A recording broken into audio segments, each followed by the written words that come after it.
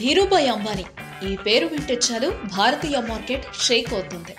ఎటువంటి ప్రోత్సాహం, back support లేకుండా జీరో స్థాయి నుండి ఆయన తన లైఫ్ ని స్టార్ట్ చేశాడు. అంచెలంచెలుగా ఎదుగుతూ తన పేరునే ఒక బ్రాండ్ గా మార్చేశాడు. అటువంటి అంబానీ జీవితంలోకి ఓసారి తొంగి చూస్తే ఎన్నో నమ్మలేని నిజాలు దాగి ఉంటాయి. ఆయన మొదట పర్యాటకులకు బజ్జీలు అమ్మేవాడు.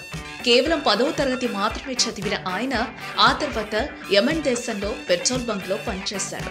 50,000 రూపాయలను కూడబెట్టిన ఆయన ఇండియాకొచ్చి ఆ డబ్బులతో వస్త్ర వ్యాపారాన్ని స్టార్ట్ చేశాడు.